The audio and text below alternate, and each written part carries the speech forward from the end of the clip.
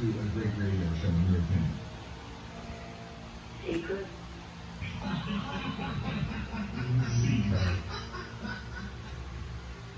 well then go listen to Secret. Let him roast you. Let him roast you. What'd you call Santa?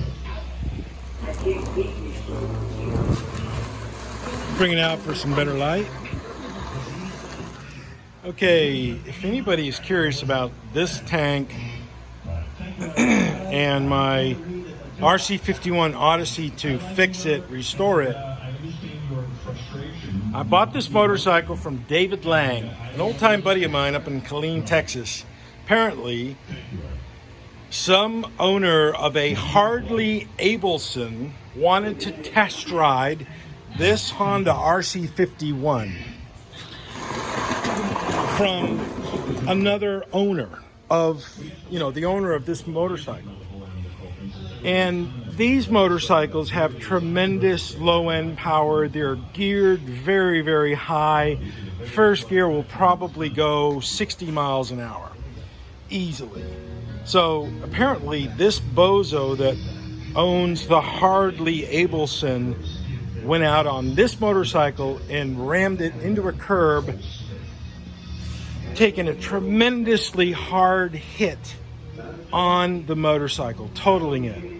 Now, if you remember my old videos from 2-3 years ago, this gas tank suffered a major blow right here. In the interest of me not wanting to have a dent, I went and cut that piece out, and I hammered that piece in a reverse manner to go ahead and weld it back on. But I moved into my new shop here and I lost that piece. So I took the tank to my friend over at Muscle Rod Shop named Brandon Enox, who, by the way, is probably the best metal worker in all of the greater San Antonio area. The guy's just naturally talented, extremely talented, way more talented than I am, which is perfectly fine. I always like to find the best people to do the jobs and leverage that for what I need. I do it on everything I do. So what happened is I gave it to him and he made a new piece for it, fabricated a new piece, and I asked him, hey, did you test for leaks? And he goes, no, which is totally cool. I'll go ahead and put pressure in the tank and test it to make sure that we don't have any leaks. So this is where I'm going with this. He indicated to me that the motorcycle took such a tremendously bad hit that the whole top part of the gas tank, the bulbous part, moved. In relationship to my hand, it moved similar to this, which makes sense because if you look at an RC-51, you'll see that the gas tank is up high, the top part of it. So that is consistent for taking a hit. So he said that the whole tank moved over maybe a millimeter or two, which will be noticeable to me when I ride the bike, I think, but it might not be. I might be able to shim it up and make it so it tracks normally between my legs. So that is the issue. These tanks are no longer available. About a year and a half ago, Honda had about 900 of these gas tanks left, which is an unbelievably high number worldwide, but since then, they're all gone. So somebody bought up all these gas tanks and is going to sell them for a pretty penny, because they were right about $1,000 per gas tank, a new old stock. In 2000 to 2006, the gas tanks would work. However, the 2005 and I think 2006, different colors. It was a black tank. Most of them were the silver, red, and black, like this one. So here's my RC-51 tank with a repair. I'm not sure if I'm going to blast the whole tank and get it down to bare metal and then start painting it back. And I think I will have to do that because of some of this really raw grinding marks on it, and plus all the chips and boogers and stuff like that. So I think I will. So I think the best thing I need to do is just kind of maybe film as I'm doing, measure the graphics where they go, the distances and such like that. I don't know. or just maybe eyeball it when I get the whole bike together and just have the tank in epoxy primer and get someone to paint it. I think that's what I will do. And the blasting, we'll go ahead and open up these welds, or not open them up, it'll expose them a little bit for well, if there's a flaw in it, you know, it'll expose it. So we shall see. That's my RC-51 tank, and I'm going to go ahead and probably most likely put that in the blasting cycle and get that thing all stripped down to nothing, and then resume painting it and resume on the restorations part-time when I can. Now I want you to see these lines. These are the lines that Brandon drew on it to replicate the piece needed for that side. And so you can see here how he traced this, and he made the marks in here for where to bend and where to make the curves. This is all professional stuff. You know, Brandon Enox at musclerodshop.com. He's a really good guy. He's very talented, extremely talented. The stuff that guy makes, he and his father and his brother at that shop, it's just dream stuff. Now, speaking of Brandon Enox, and I'm going to send him the link to this video. I'm going to have him on this car widen the quarter panels up there to replicate the Porsche 928 GTS. Now, here's what they look like. And Brandon, you're going to watch this link, so I know you're going to see this. This right here is identical to the black car. This is an 89, it's mine.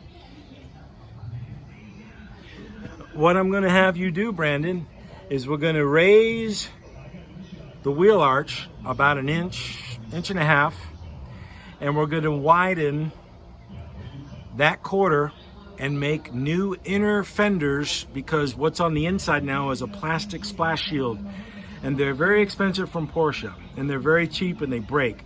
So I'm going to have you make some steel ones to go on the inside of that black car and make the quarters so they replicate the Porsche 928 GTS. It's going to pop out a little bit, and it's going to have more of a bulge, and you're the perfect person to do that. Now, there's a lot of 928 people in the country and the world that they, quote, try to do this. And a few of them have actually bought the new quarter panel from Porsche for the 92, 3, 4, and 5 model GTS for this car, which has the bulge in it. But I don't know if those are available. And I know that you can make this quarter panel area bigger, better, fatter, in accordance like Porsche did on their later model 928, and I want you to do it on that black one. So that's going to be part of our trade out of services, because I'm doing all the blasting for him personally, no charge, and you know, he swaps out some stuff with me, and you know, it's a good symbiotic relationship, because I get stuff done I need and he gets stuff done he needs. So, and no money's going to transfer hands, which is perfect for both of us. Thank you very much. That's about it. I evolved this video from an RC-51 gas tank to the Porsche 928 model fix-up of the quarter panels, and that's underneath that rear fascia right there, the red one. So, of course, I'll have the car all prepped, media blasted, down to bare nothing, and then epoxy primer on this rotisserie for Brandon whenever we do that. So that's what it is. So that's about it. I'm coming up to 10 minutes on a video, and I don't like to go more than 12.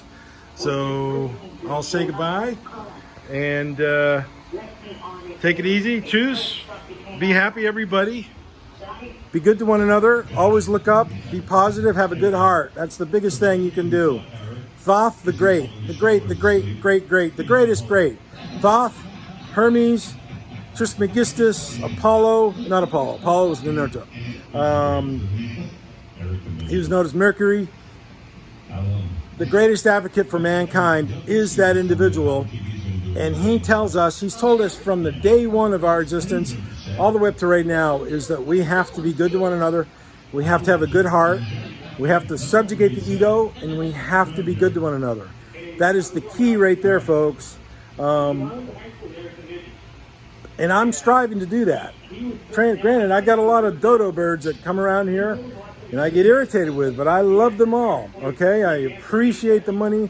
I appreciate the business.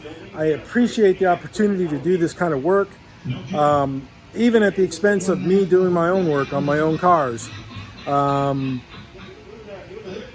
we'll make it. This virus is a hoax. It's a pandemic. They planned this out. This is bigger, more effective than 9/11. So it's going so fast. I'm having a hard time decoding it, interpreting it, understanding it, and I'm usually pretty good at figuring this stuff out. So this one, I'm kind of pulling back a bit, thinking about it, pondering it, evaluating it, what's going on, and of course, I'll come up with some answers. You may not agree with them, but it doesn't matter. So it is what it is. Y'all have a good day. Be good. Choose. Look up light. Always light. Do you know something about light? Do you know that light has exhibited intelligence when it's examined in a lab, which really blows me away. I'm trying to find out more about this. Light. The thing called light. What is it? Why is it so important, and why is it that we are advised to always look up to the light? It's amazing stuff. I'm still trying to learn about it. Be good. I'm going to sign off now.